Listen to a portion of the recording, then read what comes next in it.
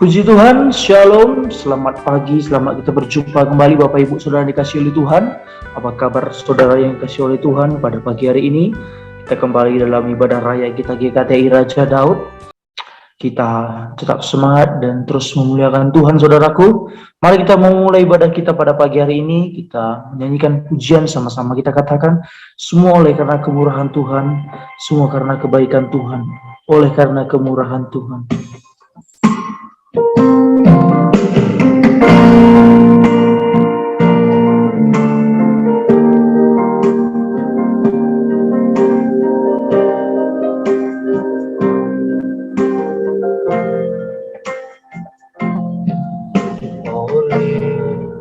Karena kemurahan Tuhan ku ada sampai hari ini. Oleh karena kebaikan Tuhan, janji-Mu terjadi bagiku. Sekali lagi, oleh karena kemurahan Tuhan. Oleh karena kemurahan Tuhan ku ada sampai hari ini. Oleh karena kebaikan Tuhan, janji-Mu terjadi bagiku. Sembah Kau Tuhan, ku mengangkat tangan, selamanya Kau ajaib bagiku. Sembah Kau Tuhan, ku mengangkat wajahku, selamanya Kau hebat bagiku. Sebab oleh kemurahan Tuhan, oleh karena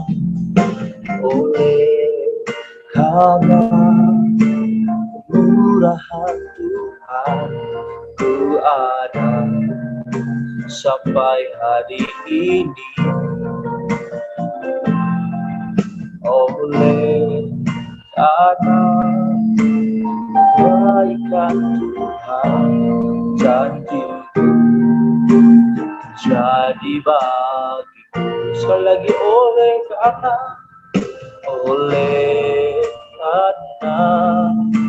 kemurahan Tuhan ku ada sampai hari ini.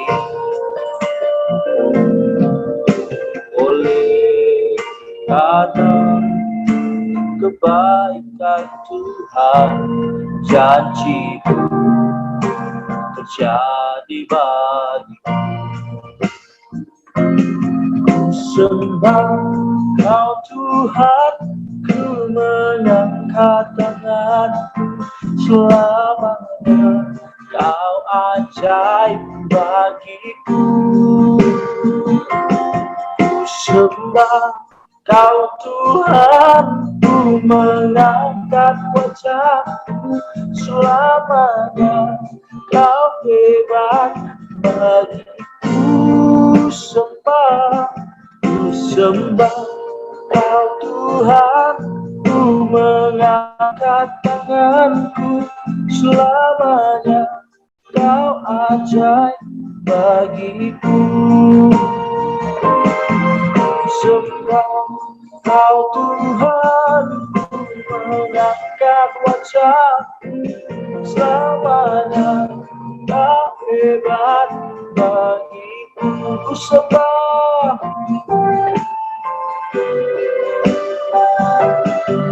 sembah Kau Tuhan, ku mengangkat tanganku, selamanya Kau ajaib bagiku. Ku sembah Kau Tuhan, ku mengangkat wajahku, selamanya Kau hebat bagiku, selamanya kau hebat bagiku,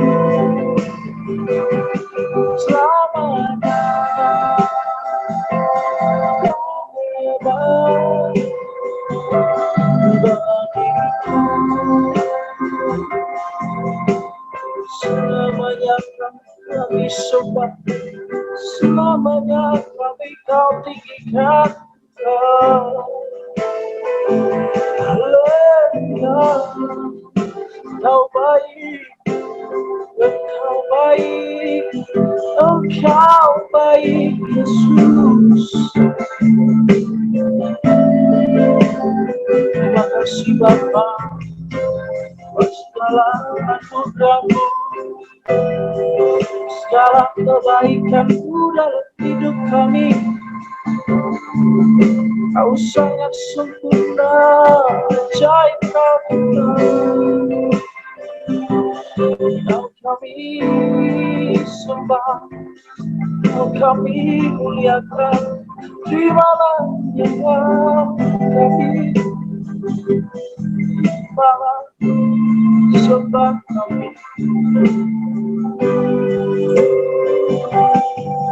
Sembah Kau Tuhan, mengangkat tangan, selamanya Kau ajaib bagiku. Sembah Kau Tuhan, mengangkat wajah, selamanya Kau hebat bagiku. Selamanya Kau hebat bagiku, selamanya Kau hebat bagiku.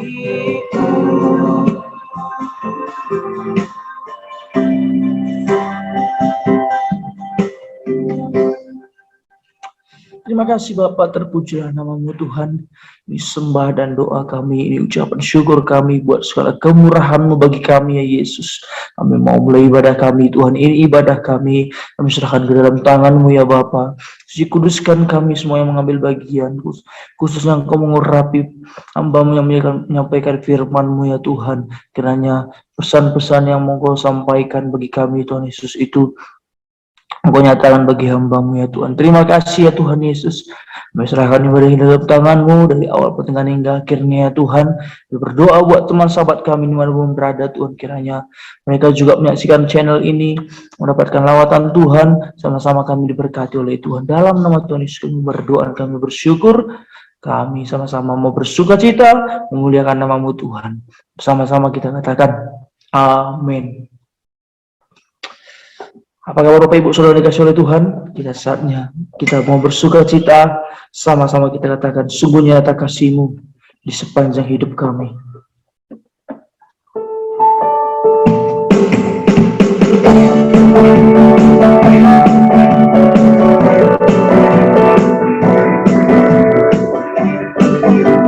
Seindahnya pelangi, secerahnya mentari, indahnya pelangi, cerahnya mentari, namun Kau yang terindah, hanya Kau yang termegah.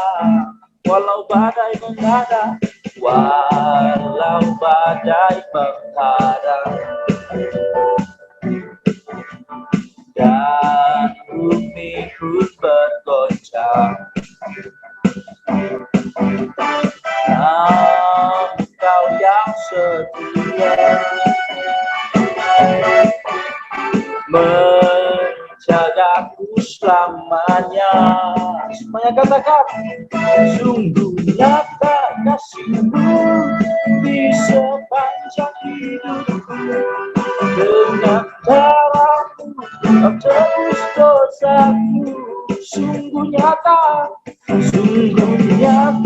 kasihku di sepanjang hidupku. Genap hatiku hanyalah untukmu.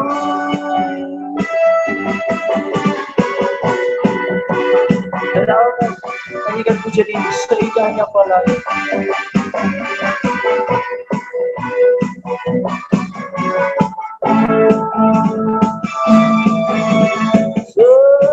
Seindahnya pelangi, secerahnya mentari,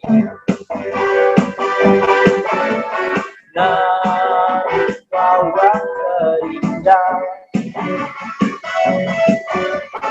hanya kau yang termegah. Walau badai menghadang, walau badai menghadang, dan bumi pun bergoncang, dan bumi pun bergoncang, namun kau yang setia menjagaku selamanya. Sungguh nyata kasihmu di sepanjang hidupku, dengan darahmu tebus dosa. Sungguh nyata kasihmu di sepanjang hidupku, semua hatiku hanyalah untukmu. Sungguh nyata kasihmu di sepanjang hidupku, dengan darahmu tebus dosa. Sungguh nyata kasihmu di sepanjang hidupku, genap hatiku hanyalah untukmu. Genap hatiku hanya untukmu, setengah hatiku. Genap hatiku hanya untukmu. Dia terus memuji Tuhan. Besarkan nama Tuhan.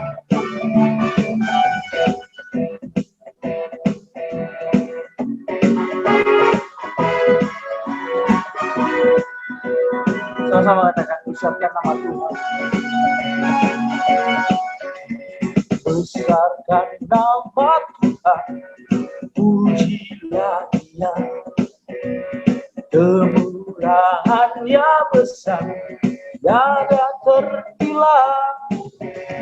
Aku tak dapat balas betapa besar kasih-Nya.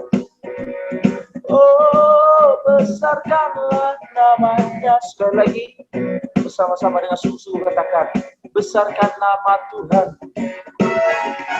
Besarkan nama Tuhan, pujilah Dia. Kemurahannya besar, tiada terbelah.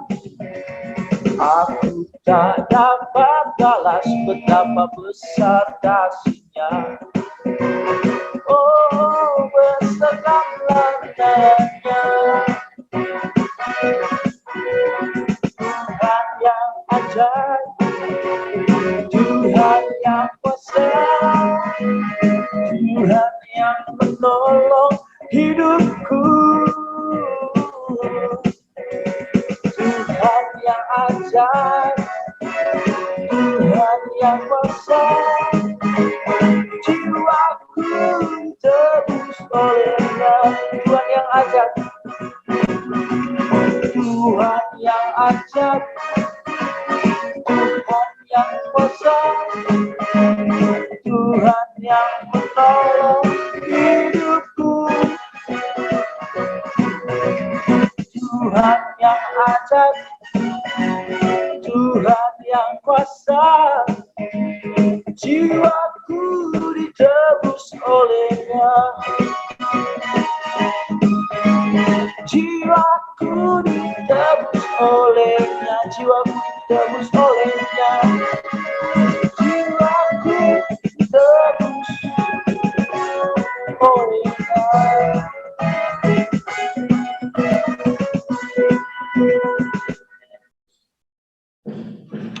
Puji nama Tuhan, tiba saatnya kita mengakui pengakuan iman rasuli kita.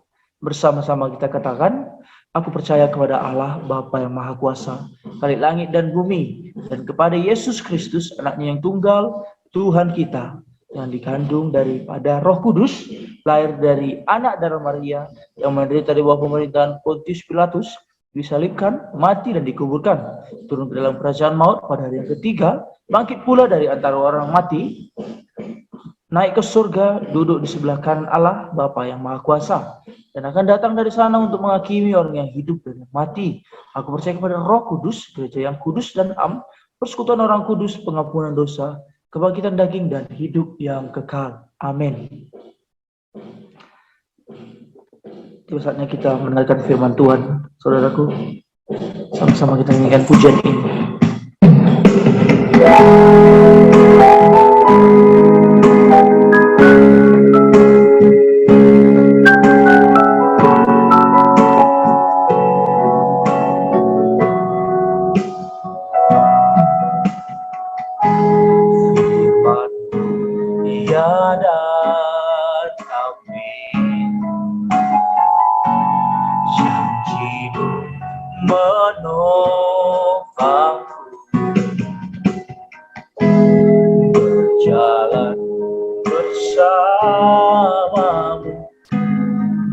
Setiap musim hidupku, Yesus, aku cinta padamu, Yesus, tetaplah bersamaku, tiada yang dapat menggantikanmu. Engkaulah jaminan hidupku. Saudara, untuk ini firman-Mu ya dan amin. Firman-Mu ya dan amin. Janji-Mu menopangku, berjalan bersamamu di setiap musim hidupku. Yesus, aku cinta padamu, Yesus,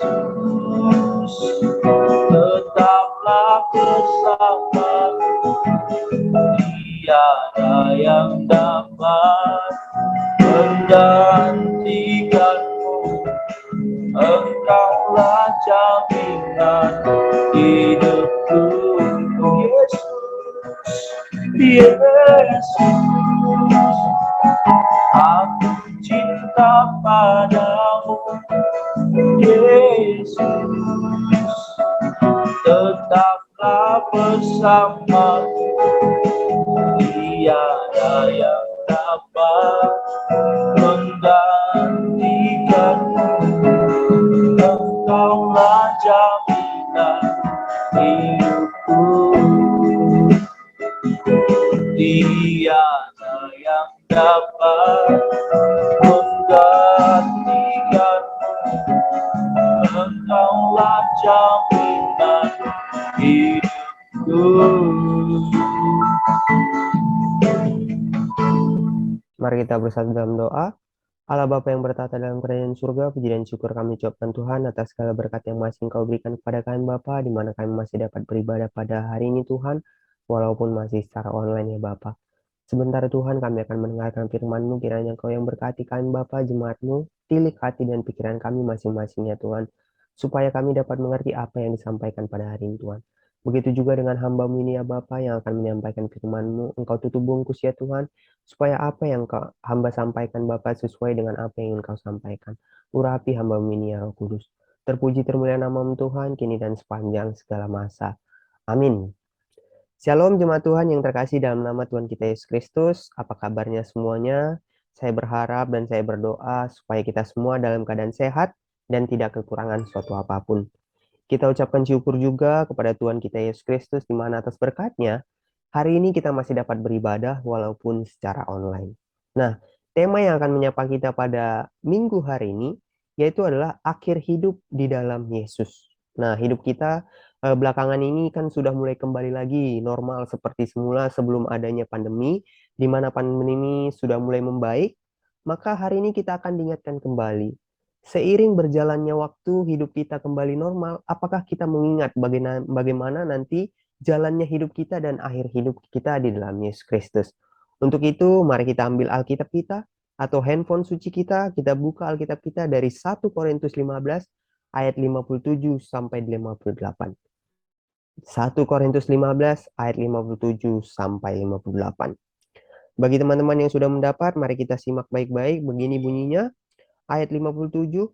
Tetapi syukur kepada Allah yang telah memberikan kepada kita kemenangan oleh Yesus Kristus Tuhan kita. Karena itu, saudara-saudaraku yang kekasih, berdirilah teguh, jangan goyah, dan giatlah selalu di dalam pekerjaan Tuhan. Sebab kamu tahu bahwa dalam persekutuan dengan Tuhan, jerih payahmu tidak sia-sia. Amin, demikianlah firman Tuhan. Jemaat Tuhan yang terkasih, dalam nama Tuhan kita Yesus Kristus, kita sungguh sangat mengucapkan syukur di mana atas penyertaan Tuhan kita dapat melewati masa-masa pandemi sehingga saat ini kita bisa merasakan bagaimana pandemi ini sudah mulai pulih kembali sehingga kita bisa melihat atau kita bisa merasakan sendiri kita sudah mulai dapat beraktivitas sama seperti atau mungkin mirip sama kondisi sebelum pandemi. Nah, tapi di dalam aktivitas kita yang akan kembali seperti normal ini, saya akan mengajak teman-teman untuk berpikir kembali atau mengingatkan dirinya masing-masing, apakah kita memikirkan bagaimana akhir hidup kita di dalam Kristus. Bagaimana nanti kita saat kita mati atau bagaimana nanti kita saat kita sudah dipanggil Yesus. Nah, hari ini kita akan belajar tentang akhir hidup kita di dalam Yesus. Nah, sebagai latar belakang bagi kita pada hari ini, coba kita simak ayat 57-nya.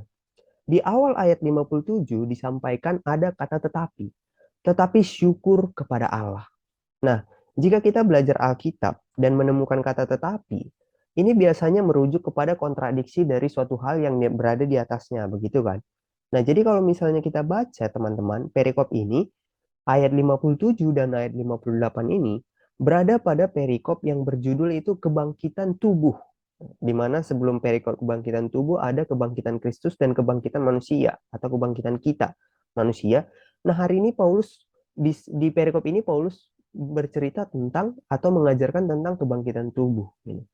Jadi dari ayat 35 sampai 56 itu Paulus menjelaskan bagaimana proses nanti saat kita mati. Apa yang dibangkitkan, siapa yang dibangkitkan, nah apa yang nanti ditinggalkan itu dijelaskan Paulus. Di mana dalam kebangkitan tubuh itu, tubuh kita, daging kita ini akan mati, tetapi nanti kita akan meninggalkan tubuh ini dan mendapat tubuh yang baru, yang disebut sebagai tubuh sorgawi. Karena apa? Karena daging dan tubuh kita ini kan binasa, artinya tidak kekal. Maka hal yang tidak kekal tidak akan bisa bergabung dengan hal yang kekal. Karena kan kita percaya setelah kita mati, kita akan masuk surga gitu kan. Surga itu kan kekal. Jadi daging kita, tubuh kita ini akan kita tinggalkan dan kita akan diberikan tubuh yang baru yaitu tubuh surgawi. Itu dijelaskan Paulus di ayat 35 sampai 56. Lalu ditambahi Paulus lagi di mana setiap manusia ini akan mati pada akhirnya. Setiap manusia ini akan mati. Itu karena apa? Karena itu adalah upah dari dosa gitu. Upah dari dosa adalah maut. Maka mau tidak mau semua orang akan mati. Nah, sekarang kita bisa melihat bagaimana maut itu bukan hanya sekedar merenggut nyawa kita nantinya, tapi untuk saat ini juga banyak orang yang dihantui oleh maut. Banyak orang yang dihantui oleh maut. Apakah kita salah satu dari orang yang dihantui oleh maut? Nah, mari cek diri kita masing-masing. Apakah kita orang yang dihantui oleh maut atau tidak? Nah, tapi di perikop ini, Paulus menjelaskan bahwa semuanya akan mati karena itu adalah upah dari dosa, yaitu maut. Nah, di balik maut itu, maka dijelaskan Paulus lah saat ini. Tetapi syukur kepada Allah melalui Yesus Kristus yang telah memberikan kita kemenangan oleh Yesus Kristus. Artinya apa? Yang tadinya kita seharusnya mati, oleh karena maut dan binasa, tetapi melalui Yesus Kristus kita mendapat kemenangan, yaitu kebangkitan bersama dengan Yesus Kristus. Yang tadi saya jelaskan bahwa kita akan dibangkitkan kembali dan mendapat tubuh surgawi. Itu adalah itu adalah hasil dari pemberian Yesus Kristus kepada kita. Di mana kita yang harusnya mati, tetapi dibangkitkan sehingga kita mendapat kemenangan. Nah, yang menjadi bentuk pemikiran atau refleksi bagi kita masing-masing, mari coba pikirkan di dalam hatimu masing-masing saudara, apakah kamu percaya bahwa di akhir hidupmu, di saat engkau mati, kamu akan dibangkitkan? Atau mungkin sampai saat ini, kita hidup, mungkin ada yang sudah hidup 15, 20, atau bahkan puluhan tahun, 40, atau bahkan udah tua, 60 tahun, tetapi masih belum percaya kalau nanti dia akan dibangkitkan. Atau mungkin ada kita yang masih umurnya masih muda, mungkin 15, 17 atau 20-an tahun, tapi sudah begitu percaya diri bahwa ketika kita mati, kita akan dibangkitkan. Nah, jadi coba tanyakan ke dalam dirimu masing-masing, apakah kamu nanti dibangkitkan atau enggak? Kita semua tahu bahwa akhir hidup kita adalah kematian. Tetapi setelah kita mati, coba tanyakan dirimu, apakah kamu mati lalu binasa, atau kamu mati akan dibangkitkan? Nah, coba tanyakan kepada dirimu. Jadi kalau misalnya saudara merasa bahwa ketika Anda mati, tapi Anda nggak yakin Anda dibangkitkan, maka Anda perlu merefleksikan lagi bagaimana kepercayaan Anda kepada Kristus. Bagaimana Anda mempercayai bahwa Yesus itu sanggup membangkitkan. Gitu. Tetapi untuk teman-teman yang percaya diri bahwa kamu akan dibangkitkan, maka mari kita simak ayat 58 dan mengambil pembelajaran tentang ciri-ciri orang yang akan dibangkitkan di akhir hidupnya. Nah, paham ya? Jadi hari ini kita akan belajar bagaimana sih ciri-ciri orang yang akan dibangkitkan di akhir hidupnya. Ini sebagai refleksi juga kepada kita yang merasa percaya diri. Apakah kepercayaan diri kita itu ada dasarnya atau itu hanya sebagai kepercayaan diri yang kosong? Mari kita baca ayat yang ke-58, katanya begini. Karena itu saudara-saudaraku yang kekasih, berdirilah teguh, jangan goyah, dan giatlah selalu dalam pekerjaan Tuhan. Sebab kamu tahu bahwa dalam persekutuan dengan Tuhan, jerih payahmu tidak sia-sia. Nah, kalau kita membaca ayat 57 dan 58 ini secara sekilas, memang ayat 58 ini bukan menjelaskan tentang ciri-ciri orang yang akan dibangkitkan atau ciri-ciri orang yang akan mendapat kebangkitan bersama Yesus Kristus. Tapi bagaimana kalau kita melihatnya dari salah satu perspektif, yaitu kita fokus kepada bagian terakhirnya. Itu mengatakan bahwa jerih payahmu tidak sia-sia. Nah, kalau misalnya kita membahas dari jerih payahmu tidak sia-sia, berarti suatu hal yang kita lakukan itu kan bisa mengindikasikan sesuatu ini. Nah, di mana di sini jerih payah yang kita lakukan itu mengindikasikan bahwa ada sesuatu hal yang akan kita dapatkan, yang dimana hal yang kita dapatkan itu secara konteks tidak lain adalah kemenangan yang diberikan Yesus Kristus gitu. Nah, jadi kalau kita melihat dari perspektif itu, maka kita bisa menginterpretasi ayat ini untuk menunjukkan bahwa bagaimana sih ciri-ciri orang yang akan dibangkitkan. Bagaimana sih ciri-ciri orang yang akan mendapatkan kebangkitan bersama Yesus Kristus. Memang ini bukan sebagai indikasi bahwa kita bisa menjudge orang itu akan dibangkitkan atau orang itu mendapat keselamatan atau tidak. Tapi ini sebagai refleksi kepada diri kita masing-masing, apakah kita ini dibangkitkan atau enggak. Jadi kalau kita nanti melihat ciri-ciri ini ada dalam diri kita, maka itu akan meneguhkan iman kepercayaan kita bahwa kita akan dibangkitkan. Dan kalau kita melihat bahwa ciri-ciri ini tidak ada di dalam kita, maka kita perlu merefleksikan lagi apa yang sudah kita lakukan di dunia ini. Nah, untuk itu mari teman-teman kita mulai dari ciri pertama orang yang akan dibangkitkan di akhir hidupnya bersama Yesus Kristus. Yaitu yang pertama adalah berdirilah teguh, jangan goyah. Nah, ciri pertama orang yang akan dibangkitkan adalah orang yang teguh dan jangan goyah. Kalau kita berbicara tentang teguh dan jangan goyah ini kan interpretasinya banyak. Untuk itu mari kita lihat dari bahasa Inggrisnya. Di mana berdirilah teguh di dalam bahasa Inggris dikatakan steadfast. Steadfast. Sedangkan jangan goyah berbicara tentang diartikan sebagai unmovable. unmovable, tidak bisa dipindah-pindah gitu, unmovable, tidak bisa dipindahkan gitu. Steadfast itu berbicara tentang kesetiaan, loyalitas. Sedangkan unmovable itu berbicara tentang kepercayaan yang tidak goyang. Nah, jadi di sini Paulus itu menjelaskan kepada jemaat Korintus bahwa hai saudara-saudaraku, jangan jangan takut, jangan gentar, kamu akan dibangkitkan. Untuk itu berdirilah teguh, jangan goyah. Ini kita berdirilah teguh dan jangan goyah ini terhadap apa?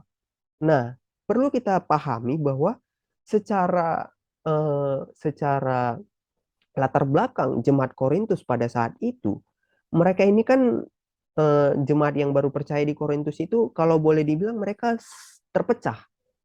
Mereka terpecah sehingga akan sangat mudah dipengaruhi oleh pengajar-pengajar sesat. Pengajar-pengajar sesat. Ketika mereka terpecah, ada dua pengajaran yang berkembang di jemaat Korintus, yaitu kalau kita boleh bilang pengajaran yang percaya kepada Petrus dan juga yang percaya kepada Paulus gitu. Jadi ada perpecahan di antara mereka yang dan juga perpecahan tentang karunia. Yang satu menganggap bahwa karunianya lebih bagus daripada karunia yang lain gitu. Nah, ketika mereka mengalami perpecahan, ternyata di situ gampang sekali eh, pengajar-pengajar sesat untuk masuk dan memecah belah mereka. Untuk itulah Paulus pada saat ini menjelaskan kepada mereka bahwa mereka harus berdiri teguh dan jangan goyah terhadap pengajar-pengajar palsu gitu. Jadi yang Paulus inginkan dari mereka adalah mereka berdiri teguh dan jangan goyah terhadap iman kepercayaan mereka kepada Yesus Kristus. Nah, jika kita mengambil ini dan merefleksikannya kepada diri kita, nah kita bisa melihat apakah kita ini orang yang percaya diri, maksudnya berdiri teguh dan jangan goyah terhadap iman kepercayaan kita kepada Yesus Kristus. Apakah kita sudah percaya betul-betul kepada Yesus Kristus dan firman-Nya gitu. Nah, bagaimana kita bisa mempercayai Yesus? Bagaimana kita bisa mempercayai firman-Nya kalau kita tidak tahu firman-Nya apa gitu kan? Bagaimana kita tahu bahwa misal ada seseorang yang mengajarkan sesuatu tentang firman kepada kita, bagaimana kita tahu bahwa pengajaran yang diberikan dia itu yang diberikannya itu sesat atau tidak, kalau kita sendiri tidak tahu apa yang Tuhan katakan di dalam firman-Nya di Alkitab. Jadi kan kita, misal ada orang yang memberikan pengajaran kepada kita, dia berbicara, Yesus itu seperti ini, Yesus itu seperti ini, pengajarannya seperti ini. Tapi ketika kita tidak mengenal Yesus dan kita tidak tahu firman-Nya, kan kita tidak bisa mengoreksi apa yang disampaikan orang itu. Apakah yang disampaikannya itu benar atau tidak. Maka teman-teman, mari refleksikan kepada dirimu. Apakah kau tahu apa yang Tuhan sampaikan di dalam firman-Nya di Alkitab? Jadi bagaimana kau bisa mengatakan bahwa engkau percaya kepada Yesus Kristus, engkau percaya kepada firman-Nya, tapi kau tidak tahu firman-Nya? Oke? Maka mari refleksikan lagi kepada dirimu, apakah kau sudah rajin atau mungkin bisa dibilang sudah tertarik untuk mempelajari firman Tuhan. Itu sebabnya di dalam gereja kan sering sekali kita melihat ada kegiatan pendalaman Alkitab atau komsel gitu atau bimbingan katekisasi gitu. Nah, itu semua berguna untuk apa? Supaya kita tahu apa yang disampaikan Tuhan di dalam firman-Nya. Sehingga ketika ada orang lain yang memberikan pengajaran yang berbeda dari apa yang kita ketahui, nah, kita mulai bisa kritis nih. Yang disampaikan orang ini benar atau tidak. Jangan nanti kita menjadi Kristen yang amin, amin, amin, amin saja. Gitu kan? Kita nggak tahu apa-apa tentang firman Tuhan. Tapi ketika kita diberikan pengajaran oleh orang lain, kita merasa, oh pengajarannya bagus nih. Oh pengajarannya keren nih. Kita aminkan langsung. Paling itu bisa saja tidak sesuai gitu kan. Penafsirannya mungkin saja hanya untuk kepentingan pribadi, tidak sesuai. Tapi kita aminkan. Nah untuk itu sebagai jemaat Kristen yang pintar, boleh kita bilang pintar gitu ya. Mari kita lebih membuka diri untuk pembelajaran Alkitab. Membuka diri atau menyibukkan diri dengan pembelajaran Alkitab gitu. Entah itu dari pendeta ataupun dari evangelis gitu di gereja. Mari sibukkan dirimu dengan pembelajaran Alkitab. Supaya kau tahu apa yang disampaikan Tuhan di dalam firman-Nya. Supaya iman dan kepercayaanmu itu nggak mudah goyang gitu. Kau percaya bahwa Yesus Kristus itu dapat menyembuhkan. Kau percaya bahwa Yesus Kristus itu dapat memberikan rezeki gitu. Kau percaya. Tapi itu hanya sebatas kau tahu aja bahwa Yesus itu. Kau nggak tahu dasarnya kenapa Yesus melakukan itu kan. Kau nggak tahu firmannya kenapa Yesus bisa menyembuhkan, kenapa ini. Kau nggak tahu. Nah, ketika ada pengajaran yang mengatakan Yesus itu akan menyembuhkan kalau kau kasih sekian juta gitu. Nah, kau percaya gitu. Kau kasih sekian juta. Padahal di Alkitab nggak ada yang kayak gitu. Nah, jadi jangan mau menjadi orang yang mudah digoyangkan karena kau tidak tahu firman-Nya Tuhan. Maka ciri pertama orang yang akan dibangkitkan Tuhan adalah orang yang berpegang teguh dan percaya kepada firman Tuhan. Saat Tuhan mengatakan pikul salibmu dan sangkal dirimu dan tunggu aku akan datang untuk menyelamatkan engkau. Nah, kau percayakan itu. Jadi setiap kegiatan yang kau lakukan di dalam hidupmu, entah itu susah ataupun senang, kau percaya itu semua untuk Tuhan. Dan kau percaya Tuhan akan menjemput dan membangkitkan. Jadi teman-teman, ciri pertama orang yang akan dibangkitkan Tuhan adalah orang yang berpegang teguh dan percaya kepada firman Tuhan. Maka di sini saya ingin mengingatkan bagi kita yang mungkin kurang di dalam pembelajaran firman Tuhan, mari kita lebih rajin lagi dalam pembelajaran firman Tuhan supaya kita tahu firman Tuhan itu isinya apa. Tuhan itu mengajarkan tentang apa, supaya kita bisa tahu dan kita bisa mengenal siapa yang kita percaya ini. Nah, ketika ada ajaran yang lain yang mengajarkan seperti ini, seperti ini, seperti ini, kita sudah bisa menilai nih. Oh, ini nggak sesuai nih dengan pengajaran Alkitab. Oh, ini nggak sesuai nih dengan pengajaran firman Tuhan. Oh, berarti yang ini aku nggak ikuti. Nah, gini. Jadi supaya kita menjadi orang yang berpegang teguh dan percaya kepada firman Tuhan. Nah, lalu mari kita masuk ke kalimat berikutnya. Supaya kita masuk ke ciri kedua. Orang yang akan dibangkitkan Tuhan pada akhir hidupnya. Kalimat berikutnya berkata, berdirilah teguh, jangan goyah, dan giatlah selalu dalam pekerjaan Tuhan. Nah, setelah tadi kita tahu firman Tuhan itu apa, kita percaya firman Tuhan, kita percaya kepada Yesus Kristus. Nah, maka langkah selanjutnya, ciri orang yang akan dibangkitkan Tuhan adalah orang yang giat di dalam pekerjaan Tuhan. Giat di sini, kalau misalnya kita ambil dalam bahasa Inggrisnya, itu katanya abounding in the work of God. Nah, ini kata giat di sini maknanya dalam sekali, saudara. Maknanya dalam sekali. Abounding itu bisa diartikan sebagai being plentiful, goes beyond, atau numerous in amount. Artinya banyak gitu, banyak yang dilakukannya. Jadi giat di sini bukan sekedar hari Minggu dia rajin. Ya, itu bisa dikatakan giat kan, rajin giat. Hari Minggu dia selalu datang. Tapi cuma hari Minggu aja. Ibadah hari Minggu jam 10, pulang jam 12, dia selalu datang. Habis datang dengarkan khotbah pulang. Habis datang dengar. Tapi giat di sini bukan cuma itu aja, teman. Makanya dikatakan tadi numerous in amount, artinya banyak ini. Jadi giat di sini dapat kita artikan adalah orang yang menerjunkan dirinya untuk melakukan banyak pelayanan terhadap pekerjaan Tuhan ini. Jadi nggak cuma sekedar datang di hari Minggu, tapi dia melakukan kegiatan pekerjaan lain untuk kemuliaan Tuhan. Entah itu dia mengambil pelayanan di gereja, entah sebagai apapun, tapi dia menyibukkan dirinya untuk pekerjaan Tuhan. Ini adalah ciri-ciri orang yang dapat dikatakan akan dibangkitkan Tuhan. Karena apa yang dilakukannya di dalam hidupnya, dia mengutamakan Tuhan. Makanya ketika dia melakukan suatu itu, dia bergiat untuk di dalam pekerjaan Tuhan. Gitu. Giat di sini being plentiful, plentiful itu banyak. Jadi nggak cuma satu dua yang dikerjakan, tapi banyak pekerjaan Tuhan yang dikerjakannya. Nggak cuma satu dua, nggak bisa dihitung jari, tapi banyak. Artinya dia sibuk sekali dengan pelayanannya. Entah itu pun dia kerja di kantor, entah itu dia di keluarga. Semua pekerjaan yang dilakukannya itu untuk kemuliaan Tuhan. Nah, gini. Jadi pekerjaan Tuhan yang dilakukannya nggak cuma bisa dihitung jari, tapi banyak. Gitu. Nah, untuk itu, teman-teman, mari kita lihat dalam kehidupan kita sehari-hari. Apakah apa yang kita lakukan itu udah mengutamakan Tuhan atau belum? Sudah menomorsatukan Tuhan atau belum? Melakukan pekerjaan Tuhan itu nggak harus melakukan kayak misionaris gitu, bukan ya? Melakukan pekerjaan Tuhan itu bukan hanya sekedar misal kita datang ke kampung mana gitu, kita memberitakan firman. Enggak. Memberitakan firman itu bisa kepada siapa aja, di lingkungan mana aja. Nah, itu juga termasuk pekerjaan Tuhan. Misal di dalam pelayanan gereja, kamu nggak bisa 7 hari dalam seminggu nggak bisa. Nah ya, paling nggak ambil 1 hari dalam seminggu selain hari Minggu untuk melayani. Untuk pekerja kantoran misal, di hari Sabtu kan libur gitu. Sempatkanlah di hari Sabtu untuk melayani, entah dalam bentuk pelayanan apapun. Artinya kamu melakukan pekerjaan-pekerjaan yang eh, untuk kemuliaan Tuhan gitu. Atau mungkin kamu sibuk kerja, tidak bisa ikut berpartisipasi dalam pekerjaan di gereja gitu. Ya paling nggak kamu support dari belakang. Itu juga termasuk membantu dalam pekerjaan. Artinya bergiat, bergiat dalam melakukan banyak hal di dalam pekerjaan Tuhan untuk kemuliaan Tuhan. Maka dari sini kita dapat ciri kedua orang yang akan dibangkitkan Tuhan di akhir hidupnya adalah melakukan banyak pelayanan untuk kemuliaan Tuhan. Dia menomor satukan Tuhan. Baik itu di dunia pekerjaan, di dunia eh, keluarga, pelayanan, dia selalu menomor satukan Tuhan.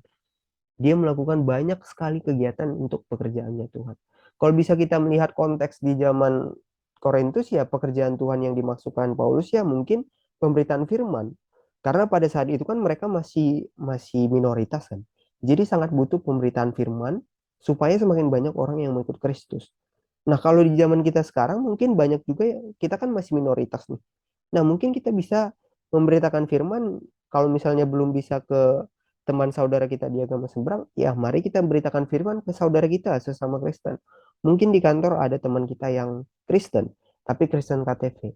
Ya mari kita ajarkan juga. Nah, itu namanya kita melakukan pekerjaan Tuhan. Melakukan pekerjaan Tuhan itu bukan dilihat dari besar kecil pekerjaan yang kita lakukan, tapi banyak atau enggak. Banyak yang kita lakukan atau enggak. Jadi jangan sempat kita merasa langsung puas itu. Oh, aku udah mengambil pelayanan di gereja nih. Langsung merasa puas. Oh, belum. Pada hari ini kita diingatkan untuk giat. Artinya terus-menerus. Dalam hal yang banyak nih. Entah apapun itu pekerjaan yang berhubungan untuk kemuliaan Tuhan. Mari kita lakukan. Mari kita berikan waktu kita untuk kemuliaannya Tuhan. Begitu saudara. Nah, jadi dari ciri kedua, mari kita refleksikan kepada diri kita sendiri, apakah kesibukan kita sehari-hari itu untuk kemuliaan Tuhan atau enggak?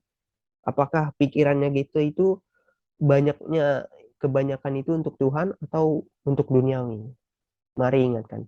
Saya bukan mengajak teman-teman semuanya untuk full time gitu jadi pelayan di gereja, bukan. Saya bukan mengajak teman-teman full time gitu jadi pendeta, mengabarkan Injil ke apa misionaris itu, bukan. Karena kan talenta dan panggilan setiap orang itu beda-beda. Tapi paling enggak di dalam kegiatanmu di dalam seminggu itu, kau mengambil bagian di dalam pelayanan. Mengambil bagian dalam pelayanan. Dalam bentuk apapun itu enggak masalah. Tetapi mari giatkan dirimu untuk mengambil bagian dalam pelayanan pekerjaan Tuhan. Mungkin banyak tidaknya yang bisa dilakukan oleh setiap orang itu beda-beda. Tapi ketika kau melakukannya untuk pekerjaan Tuhan, apapun yang bisa kau lakukan. Artinya kau bisa melakukan nih, ada waktu, tenaga, atau eh, hal yang bisa kau berikan gitu. Tapi kau nggak mau melakukannya karena mungkin ada minder atau apa. Nah, berarti kau di situ sudah salah. Nah, tetapi ketika kau bisa melakukannya, kau punya waktu dan tempat untuk melakukannya, kau mau melakukannya, maka itu yang bisa dikatakan sebagai orang yang bergiat untuk dalam pekerjaan Tuhan. Gitu. Nah, jadi ciri pertama tadi adalah orang yang berpegang teguh dan tidak goyang di dalam firman Tuhan. Dan ciri kedua adalah orang yang melakukan banyak pelayanan untuk kemuliaan Tuhan. Mari kita masuk ke dalam ciri yang ketiga di kalimat berikutnya. Berdirilah teguh, jangan goyah, dan giatlah selalu dalam pekerjaan Tuhan. Dan kalimat berikutnya adalah, dalam persekutuan dengan Tuhan, jeripayahmu tidak sia-sia. Maka ciri ketiga, orang yang akan dibangkitkan di masa akhir hidupnya adalah orang yang memiliki persekutuan dengan Tuhan. Persekutuan itu adalah hubungan pribadi dengan Tuhan. Jadi ketika tadi kita udah mempelajari firman-Nya, kita tahu firman-Nya apa, kita mempercayai dan berpegang teguh pada firman-Nya, mungkin keadaan hidup kita tidak sesuai dengan yang kita rasa, yang kita inginkan, tapi ketika kita baca firman, Tuhan bilang bersabar, kita berpegang teguh pada itu. Lalu yang kedua, kita melakukan banyak pelayanan, memberikan sesuatu hal, effort untuk orang-orang di sekitar kita, untuk pekerjaan kemuliaan Tuhan, maka saat ini adalah waktunya untuk di dalam ini. Hubungan pribadi dengan Tuhan. Ada persekutuan yang hangat dengan Tuhan. Nah, jadi ciri ketiga orang yang akan dibangkitkan Tuhan adalah orang yang memiliki persekutuan dengan Tuhan.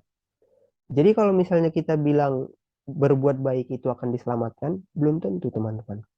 Karena orang lain dari agama seberang juga mengatakan berbuat baiklah. Lalu apa bedanya kita dengan mereka? Nah, ternyata bedanya kita dengan mereka adalah persekutuan kita dengan Tuhan Yesus. Setelah kita melakukan banyak pelayanan untuk kemuliaan Tuhan, pelayanan ataupun pekerjaan Tuhan, kita memiliki hubungan yang erat dengan Tuhan. Nah, ketika kita sudah memiliki tiga ciri ini, berpegang teguh pada firman-Nya, melakukan banyak pekerjaan Tuhan, dan memiliki hubungan yang erat pada Tuhan, maka yakinlah, kuatkanlah imanmu bahwa engkau adalah orang yang akan diselamatkan. Gitu.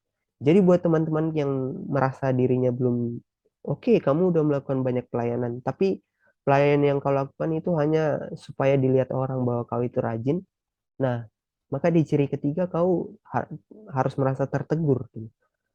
Pelayanan yang kau lakukan, pekerjaan Tuhan yang kau lakukan, itu seharusnya membuat kau semakin dekat dengan Tuhan, bukan jadi semakin jauh. Nah, jadi pelayananmu itu berarti ketika persekutuanmu dengan Tuhan itu hangat. Jadi pelayanan yang kau lakukan itu nggak sia-sia kalau kamu memiliki hubungan yang erat dengan Tuhan. Maka sekali lagi saya ingatkan, tiga ciri orang yang akan dibangkitkan pada masa akhir hidupnya adalah orang yang berpegang teguh pada firman Tuhan, orang yang melakukan banyak pekerjaan Tuhan untuk kemuliaan Tuhan, dan yang ketiga adalah orang yang memiliki hubungan erat dengan Tuhan. Maka mari kita refleksikan kepada diri kita masing-masing. Buat teman-teman yang merasa dirinya nggak yakin bahwa dia akan dibangkitkan pada masa hidupnya, marilah mencoba menjadikan diri sesuai dengan tiga ciri ini. Semoga dengan melakukan tiga ciri ini, lambat-lambat Roh Kudus memberkati, maka kita nantinya akan yakin bahwa kita akan diselamatkan. Buat teman-teman yang merasa percaya diri bahwa dia akan diselamatkan, mari koreksi lagi dirimu. Apakah sudah mirip dengan tiga ciri ini? Kalau belum mirip dengan tiga ciri ini, bisa jadi memang kau nanti diselamatkan. Bisa jadi juga enggak ini. Karena melalui tiga ciri ini, kau bisa merasakan ada dasar kepercayaan yang kuat untuk meyakinkan dirimu bahwa kau diselamatkan. Karena apa? Kau percaya firman-Nya. Itu menjadi dasar yang kuat. Oh, bahwa aku akan diselamatkan. Kau memiliki persekutuan yang erat dengan Tuhan. Oh, kau yakin. Karena kau dekat dengan Tuhan, kau yakin kau akan diselamatkan. Jadi dengan melakukan ketiga ciri ini, kau memiliki dasar yang kuat untuk mengatakan bahwa engkau akan diselamatkan. Ini. Jadi mari koreksikan diri kita lagi, apakah kita memiliki dasar yang kuat untuk mempercayai bahwa Yesus Kristus akan menyelamatkan kita atau tidak. Sebagai kesimpulan untuk kita pada pagi hari ini, kita semua tahu bahwa akhir dari kehidupan kita adalah kematian atau maut ini. Tetapi ketika maut itu menjemput, apakah kita menjadi orang yang binasa, mati bersama-sama dengan maut itu, binasa, hilang, atau justru menjadi orang yang bangkit di dalam Yesus Kristus? Jikalau kita tidak yakin bahwa kita akan dibangkitkan, berarti kita harus sudah mulai berbalik arah dan mendekatkan diri kepada Tuhan. Jikalau kita yakin dan percaya diri bahwa kita akan dibangkitkan, mari kita cek lagi kehidupan kita apakah kita sudah memenuhi, sudah sesuai dengan ciri-ciri orang yang akan dibangkitkan. Dan ingat bahwa setiap kesulitan dan jerih payah yang kita lakukan untuk kemuliaan Tuhan tidak akan sia-sia. Ini menjadi peneguhan kepada kita, teman-teman. Kita melakukan banyak pelayanan, kita melakukan banyak pembelajaran tentang firman Tuhan, mendekatkan diri kepada Tuhan. Itu semuanya nggak akan sia-sia. Tuhan berjanji nggak akan sia-sia. Semua akan diperhitungkan oleh Tuhan. Untuk itu dekatkanlah dirimu kepada Tuhan dan mulailah persekutuan yang hangat dengan Tuhan Yesus. Agar akhir hidupmu juga menjadi hangat bersama-sama Dia di dalam surga. Amin. Mari kita bersatu dalam doa. Allah Bapa yang bertata dalam kerajaan surga, puji dan syukur kami ucapkan Tuhan, di mana dalam pemberitaan firman ini Bapa, kami tahu Tuhan, bahwa akhir hidup kami adalah kematian Tuhan. Tetapi Tuhan setelah kematian, bagi kami yang masih ragu Tuhan apakah kami akan dibangkitkan, Engkaulah yang membimbing kami ya Roh Kudus. Supaya hari demi hari kami bisa mempercayai bahwa kami akan dibangkitkan bersama-sama dengan Engkau. Begitu juga dengan kami yang merasa percaya diri bahwa kami akan dibangkitkan. Engkau juga tilik hati kami ya Roh Kudus. Engkau bantu kami mengoreksi diri kami. Apakah kami sudah sesuai Tuhan? Apakah kami adalah orang yang berpegang teguh pada firman-Mu? Apakah kami sudah melakukan banyak pekerjaan Tuhan? Dan juga apakah kami sudah memiliki hubungan yang erat dengan Tuhan? Jikalau kami belum melakukan itu semua Tuhan, bantu kami ya Tuhan supaya kami dapat melakukannya. Terpuji termulia nama Tuhan, kini dan sepanjang segala masa. Amin. Kita telah mendengarkan firman Tuhan pada pagi hari ini. Mari kita bersyukur saudaraku, sama-sama kita katakan, Yesus sukacitaku.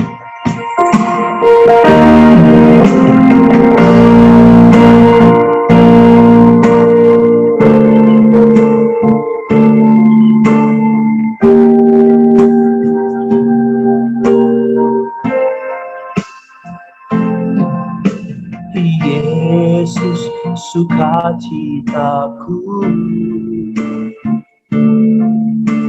Yesus kekuatanku, penolong dalam kesesakan. Kau sangat terbukti. Sekali lagi, sama-sama kita belajar lagu ini. Yesus sukacitaku, Yesus sukacitaku, Yesus kekuatanku,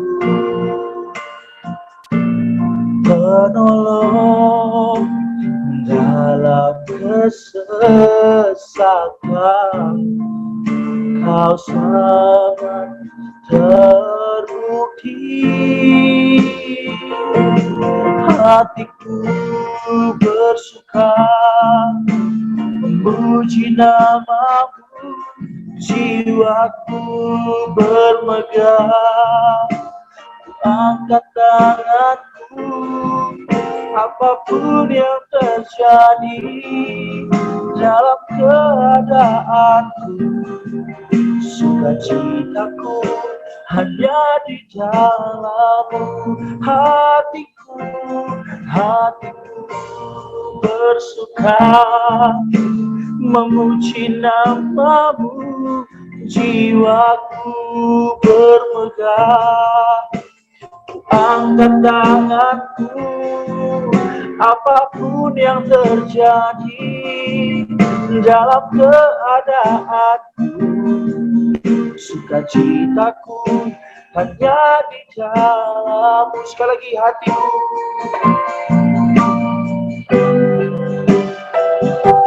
hatiku bersuka puji namamu, jiwaku bermegah. Ku angkat tanganku, apapun yang terjadi dalam keadaanku. Sukacitaku hanya di dalam-Mu. Sukacitaku hanya di dalam-Mu.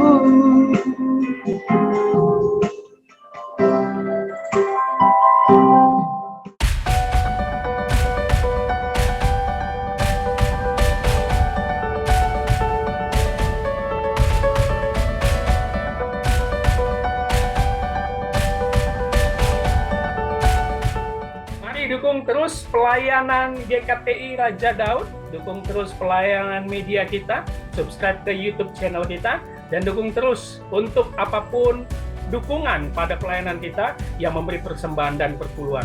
Buku dan buletin bisa dipesan untuk terus menyebarkan kebenaran firman Tuhan. Mari kita akhiri ibadah kita. Kita bersatu di dalam doa.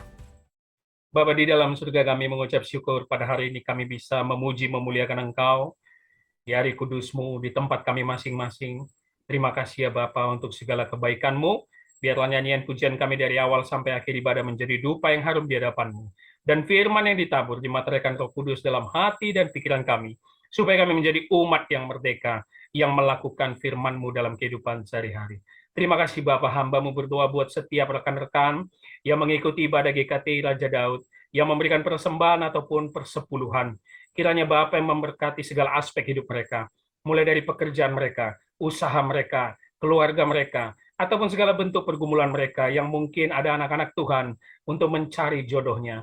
Kiranya Bapa yang memberikan sesuai dengan waktu-Mu dan sesuai dengan kehendak-Mu. Terima kasih Bapa, hamba-Mu berdoa buat gereja-Mu GKTI Raja Daud, segala visi, misi, programnya kami serahkan ke dalam kehendak-Mu. Biarlah kami sebagai hamba-Mu, sebagai alat-Mu tetap setia dalam melayani gereja-Mu. Dan biarlah Engkau memakai kami sebagai hamba yang setia, Kau pakai dengan dahsyat dan luar biasa untuk terus memberitakan firman-Mu. Tuhan yang kirimkan jiwa-jiwa muda, jiwa-jiwa orang-orang yang siap sangkal diri dan pikul salib, menjadi murid Kristus, supaya pelayanan GKTI Raja Daud semakin berkembang dan semakin memuliakan nama Tuhan. Terima kasih Bapak, hamba-Mu berdoa buat setiap rekan, teman, keluarga kami dimanapun mereka berada yang mungkin dalam keadaan sakit. Kiranya tangan Tuhan yang menyembuhkan, tangan Tuhan yang memberikan kesehatan dan memulihkan, agar mereka kembali sehat, bisa beraktivitas, bekerja seperti biasa, dan berkumpul bersama saudara seiman untuk terus beribadah memuliakan nama-Mu. Terima kasih Bapak. Hamba-Mu berdoa buat bangsa Indonesia yang baru saja kami peringati kemerdekaan 77 tahun. Terima kasih untuk anugerah-Mu terhadap bangsa ini. Kiranya Tuhan memberkati bangsa Indonesia, memberkati pemerintahan dari pusat sampai daerahnya, agar bisa bekerja dengan baik, bersinergi, bekerja dengan jujur untuk memajukan bangsa ini. Tuhan yang bangkitkan pemimpin-pemimpin yang takut akan Tuhan untuk memajukan bangsa ini dengan baik. Dan kami anak-anak Tuhan di tengah-tengah bangsa ini, biarlah kami menunjukkan bahwa kamilah garam dan terang dunia, membawa banyak jiwa datang kepada Kristus, sehingga banyak lutut bertelut, lidah mengaku, hanya Yesuslah satu-satunya Tuhan dan Juru Selamat dunia. Terima kasih Bapa, kami siap menerima berkat daripada-Mu. Mari jemaat Tuhan dimanapun berada, sebelum kita menerima berkat Tuhan, kita sama-sama berdoa doa yang diajarkan oleh Tuhan Yesus. Bapa kami yang di sorga, dikuduskanlah nama-Mu, datanglah kerajaan-Mu, jadilah kehendak-Mu di bumi seperti di sorga. Berikanlah kami pada hari ini makanan kami yang secukupnya, dan ampunilah kami akan kesalahan kami, seperti kami juga mengampuni orang bersalah kepada kami. Dan janganlah membawa kami ke dalam pencobaan, tetapi lepaskanlah kami daripada yang jahat, karena Engkau yang mempunyai kerajaan, dan kuasa, dan kemuliaan, sampai selama-lamanya. Amin. Arahkanlah hatimu dan terimalah berkat Tuhan. Tuhan memberkati engkau dan melindungi engkau. Tuhan menyinari engkau dengan wajahnya dan memberi engkau kasih karunia. Tuhan menghadapkan wajahnya kepadamu dan memberi engkau damai sejahtera. Amin. Bapa, terima kasih. Bapa, terima kasih. Bapa di dalam surga, ku berterima kasih. Amin.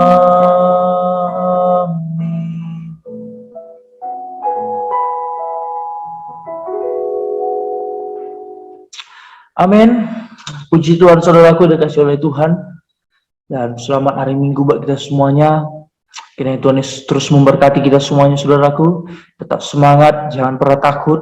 Di hari-hari yang makin sulit ini, tetap mengandalkan Tuhan. Sampai jumpa hari Minggu depan. Tuhan Yesus memberkati kita semuanya. Shalom.